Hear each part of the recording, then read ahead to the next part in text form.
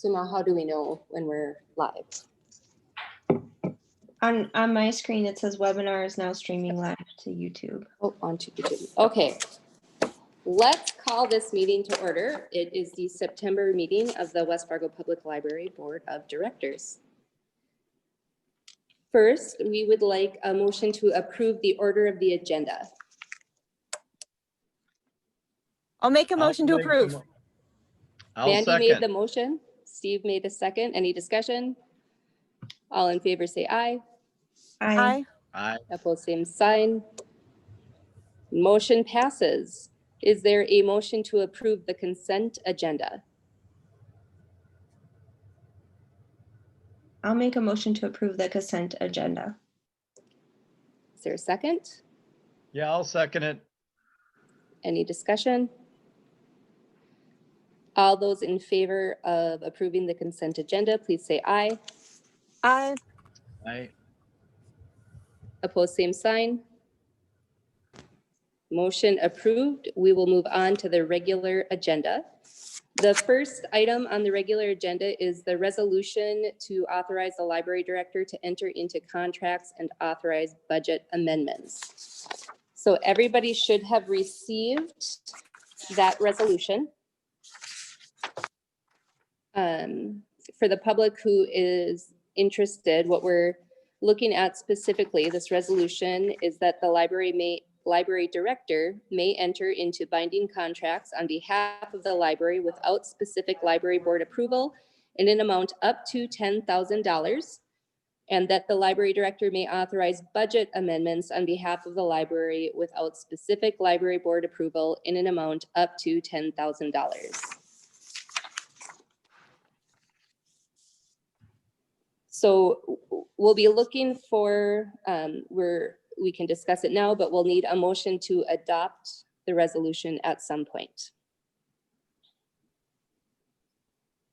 And if you remember, this goes back a little bit to our last meeting when John was able to participate, and we were made aware that Carissa wasn't able to make any changes or make too many payments without board approval. So this is, the intent of this is to make it easier for her to maintain the library. I'd make a motion to approve the resolution. Okay, there's a motion to adopt the resolution. Is there a second? I will second. Okay. Is there any discussion? I just had one question. So if you did make these decisions, Carissa, would then you notify the board at the next meeting? Yep.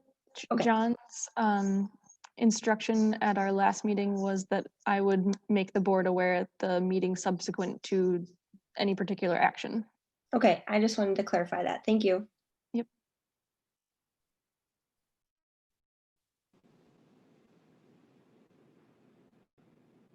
Okay, is there any further discussion?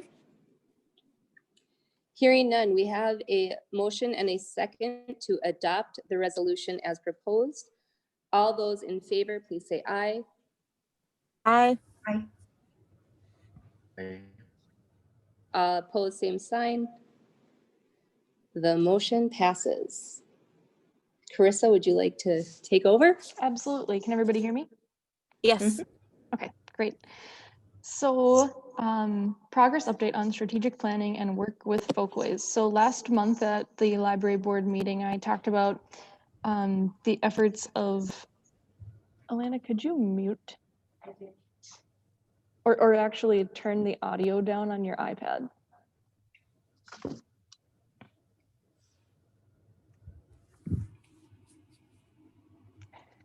So at last month's meeting, I talked about our work with folkways restarting and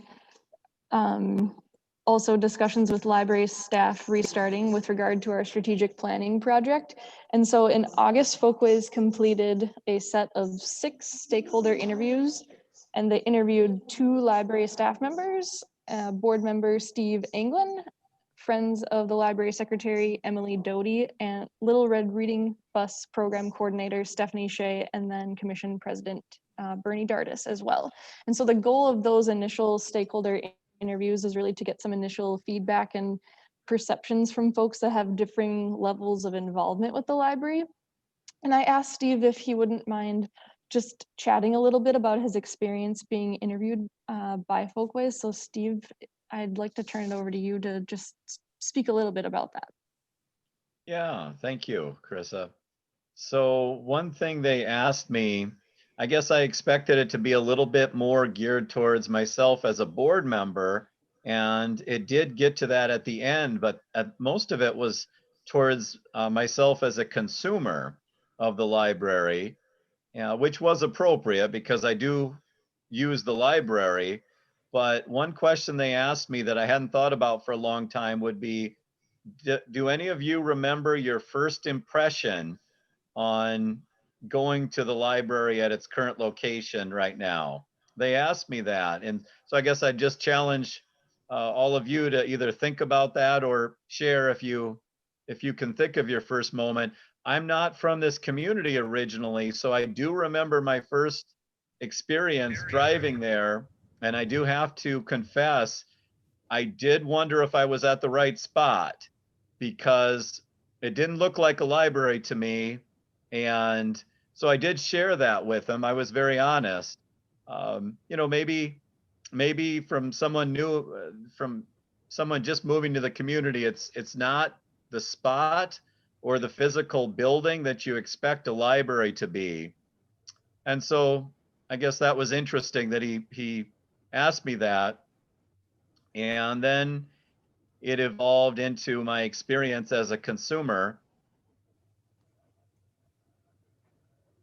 And I do have young children, so the library does very well for young children's programming, and I shared that. Now, had I lived in this community when I was a single man, I would say it probably is not their strength, but for having young children, I think the programming is great. A lot of my answers I had to preface with the fact that I'm answering differently now after the pandemic, but I tried to share my experiences before the pandemic because that's sort of what the situation was when we agreed to hire them. And so since then I don't have as much feedback, but prior to that I did share that. And then finally they geared towards a few questions towards myself as a board member. And one thing I am excited about is, I believe I briefly shared this, but I told them about the different lengths of the terms and that you can't have more than 2 consecutive terms.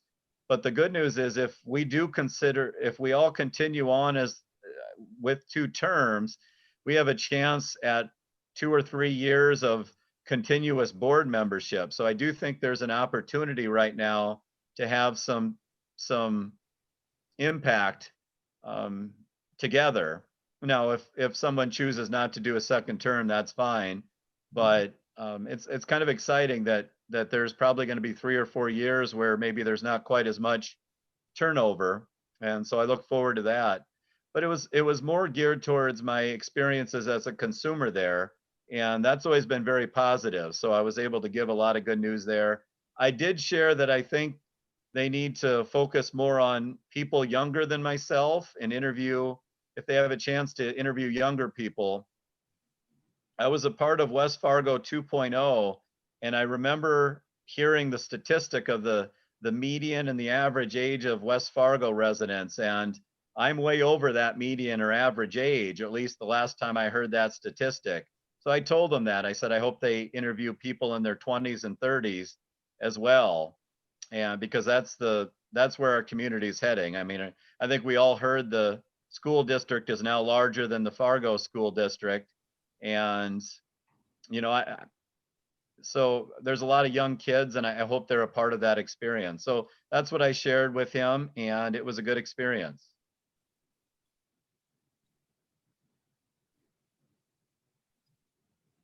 Thank you, Steve, for sharing that. that's really helpful and great to hear about your experience being interviewed with them.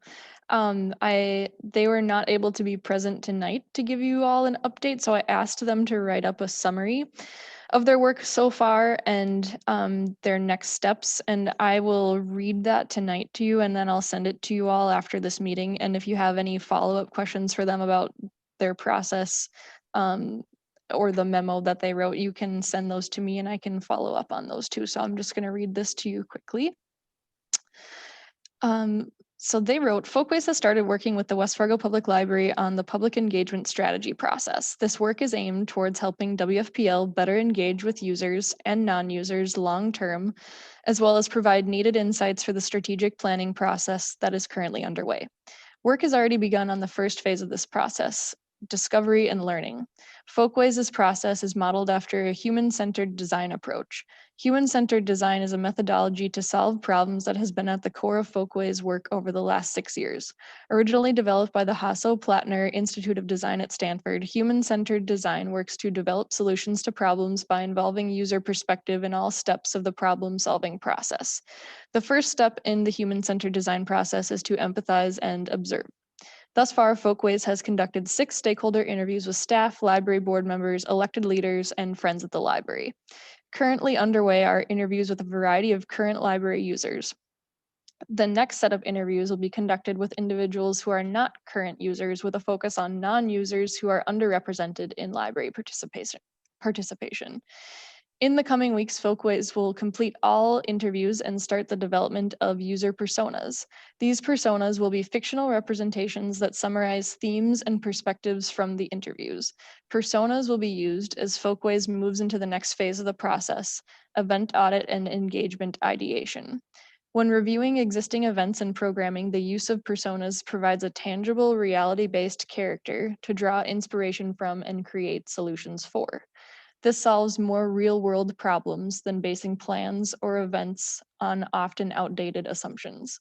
They will be used in further work of Folkways, but will also serve as a valuable tool for library staff moving forward to better connect with real pain points from real users. So that is an update from Folkways, and like I said, I'll pass that along to you via email after this meeting. Folkways is also, today I was in contact with them, they're finalizing a formal action plan for the rest of the project that I will share with you all as well. And if you recall, I had drafted a document outlining an anticipated timeline and plan components that was approved by the library board at the February 2020 meeting, so a while ago. And I will finalize any date revisions on that after I review Folkways' action plan, and then I will resend that to you all as well again. So that is an update about strategic planning and Folkways. Does anybody have any other questions on that?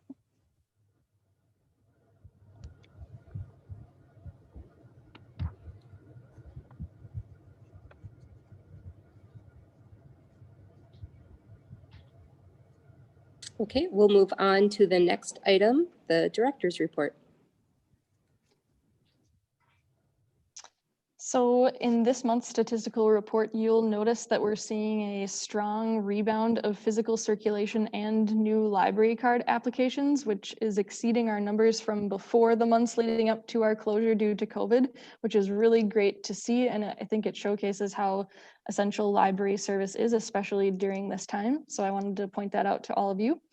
A final draft of the 2021 city budget, including the library's budget, which you all approved in July, was approved by the City Commission this week on September 8th.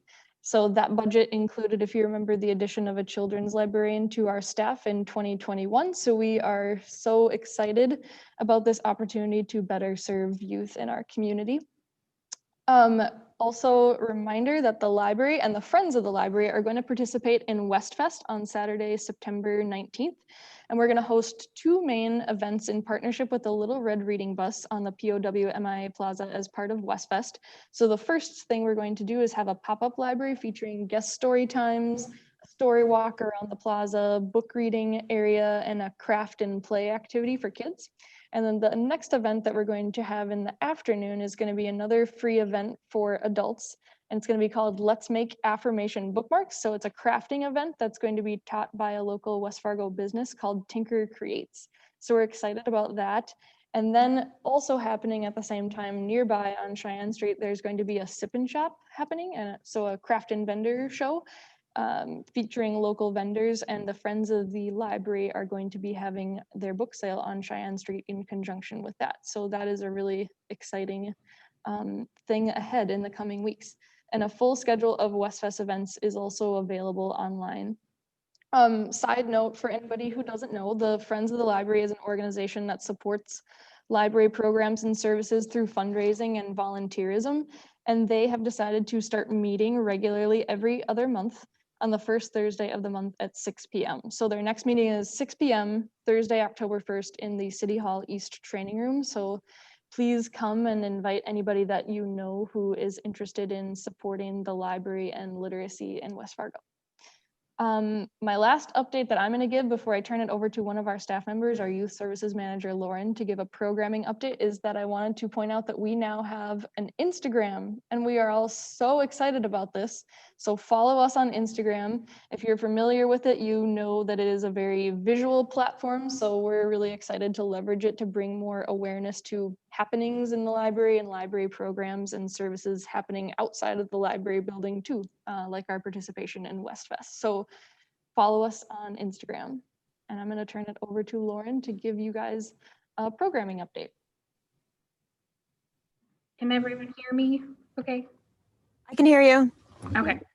I'm going to go ahead and share my screen. I have just a quick slideshow for you guys. All right. So thank you for having me out tonight. There we go. All right. So let me minimize this real quick. There we go. So just real quick, since we're transitioning into fall here, summer reading program officially ended on August 12th. We had a joint celebration with the Little Red Reading Bus to kind of celebrate the end of summer reading. And it was also a Red Day celebration. So Red Day is Read Every Day, which is kind of that date has been made, sort of a proclamation was made for Red Day. So it was a virtual celebration, which included stories, a craft along project, a read along, and then the proclamation was read by Mayor Dardis. So to take part in this, we had kits available that families could request, and they would get the Zoom login, so for our live event. And then the kits included a free copy of the book for a read along, and then as many craft kits as needed for the kids. So we had 66 actual craft kits, so 66 kids, and then 27 families.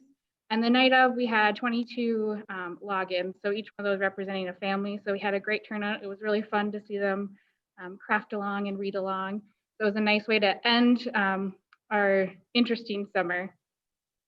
So just a quick recap of this summer. Our program went from June 1st to July 31st, so about 8 full weeks, and it was 100% virtual, which is the first time we've ever done anything like that. This year is also the first year of using Beanstack to do our reading tracking, which seemed to go really well, and our patrons enjoyed it. We had 502 total readers registered, which was great to see. And of those, about 364 were that 0 to 12-year-old range. So kind of our biggest group was still those younger kiddos there. We had 6,640 hours that were read. 110 people read at least 30 hours, which is kind of our big goal for kids. Which kind of showed to us too that people who participated in Beanstack really kind of continued reading throughout the summer and really stuck with it. And then along with our summer reading program, the reading tracking side, we did some live events via Zoom. We did virtual story times. We also had craft and STEM activity type kits that could be picked up and then follow a video or instructions along at home. And we gave out 518 of those. So it was a quite successful summer reading program, even though it was definitely a different structure than we've done in the past. So our upcoming programming that we have going on, one of the first things we started today actually is our pop-up story times. Those images on the side there are from our this morning at Westside Park. What we're doing is sort of socially distant outside story times in partnership with the Little Red Reading Bus. So we're rotating parks weekly. This week was West Side. We're also going to go to Maple Ridge, Rendezvous, and Maplewood parks. And we'll be there Tuesday evenings and Thursday mornings. So we're doing kind of our preschool family story times. We read a few stories, do some songs, movement activities. And then we have either a craft or kind of an activity project for them. So this morning we had about 5 families, 14 people out. So that was great to see. They seemed pretty excited. We had our little story time circles spaced apart. So each family kind of had their own little spot, their own pod apart from others. And it was really fun to have people there for story times live again. We also have our book clubs meeting in person at West Side Park. So they can kind of spread out at the shelter there. Starting next week, I have been working with a middle school librarian at Heritage Middle School to start a Beanstack challenge for them to kind of get them excited about reading as they go back to school. And we're also working on some other ways we can sort of reach that kind of teenage kids there and do some activities with them at the school. So this one is for Heritage right now, but the other middle schools sound like they're interested in it as well. So it's just kind of a program to get them to read daily, basically. So they're just tracking their timing. And then we also have One Book, One Community events continuing. So those started in August and they're continuing through the end of September. So just a reminder, The Logger Queen of Minnesota is the book chosen this year for the community read. We've been putting on a number of virtual programming offering for this event. So one thing we've been doing is a series of sessions on small business topics. So we've had 4 of those so far. All of those sessions have had nearly 30 people register and about 50% live attendance, which has been great. The most popular ones being the brewer and baker panel and a business strategy session. We've also been doing a Midwest kitchen series, which are basically virtual cooking classes. And both of these series are available on our YouTube channel. So they've been recorded and posted there. So we've had people watch after as well. In addition, we're using Beanstack for this programming too. And that'll run through October, where 10 books will be awarded to those participating. And the kind of big event for One Book, One Community every year is the author talk, which we're able to have again this year with J. Ryan Stradle coming out, or virtually coming out, I should say, September 24th at 7 p.m. And that is a quick programming update for you all.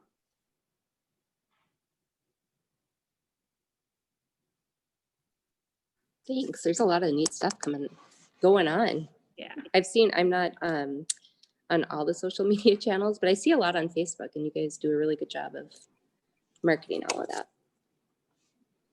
Yeah, it seems like it's been more important now than ever before. So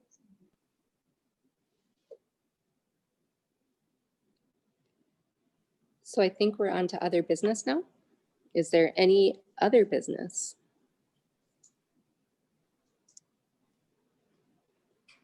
I was going to ask about the attendance since the library opened, but I think that's the next item, right? That's still coming up. Did you want to talk about, I think he's talking about the library statistics in the director's report. I mentioned when I emailed y'all out the agenda that we are using a new tool to put the agenda together, and you actually link every document to an item. And so the statistical report that typically is just included in your PDF packet is just included. And it's not really linked to an item necessarily. So I just linked it to the director's report because it kind of went most hand in hand with that. So I don't have anything else to sort of that I was planning to draw attention to, but yes, that thing that's on the screen is part of the packet that's online. But I'm happy to answer any questions that you have about it. How has it gone? I believe it was July that you reopened. How has it gone month to month? In other words, so basically we have early to mid-July to early to mid-August. Now early to mid-August to early to mid-September. Has it increased from the first month basically to the second month? Like just even an eyeball test, not necessarily hard numbers, but Are you asking about foot traffic? Foot traffic. foot traffic in the building. Yeah. I think that since when we opened in July, it was definitely less than a typical July. And that first month I reviewed statistics and it's less than a typical year. So, you know, during these conditions, people are definitely being cautious and still avoiding public spaces. So it's not surprising, but still strong and steady. And I think that to me, one indicator of that, and this is why I pointed out, was our circulation. That is, it's comparable to any August that we typically have, and it's higher than we've had at any point this year, which I think is a positive thing. So I don't think that we had included foot traffic on this, and I think that we are still kind of transitioning from being closed for those months that we were with this report, but I will include that and include retroactive foot traffic stats for you all from July forward on our next report, and I can follow up with those via email too. So I'm sorry, I don't have the exact foot traffic pattern since we reopened, but it's, yeah, you know, anecdotally, like you asked about, I mean, I think we can tell that people are cautious and avoiding public spaces like they are anywhere right now, but still steady and strong. So yeah, does that answer your question, Steve? Yeah. And it looks like the physical item circulation is back to above where it was in January. Yeah, yep. So that's a good indicator. Yes, And February, exactly. just a little bit above. Mhm. These graphs on this are really nice to look at. It's interesting to see the video content has gone down as the weather's been warmer, is what I Mhm. assume, that your content has increased greatly. Mhm. It's a really neat report. Thank you. Yeah. And I think too, our new card holder registrations, new patron registrations had its high this month in the month of August, which is also really good to see. So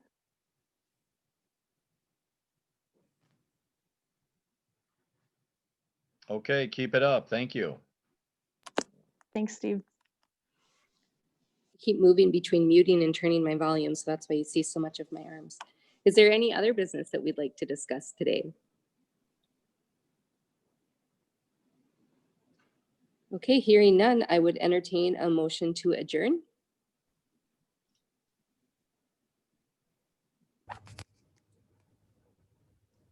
Yeah, I'll make the motion to adjourn.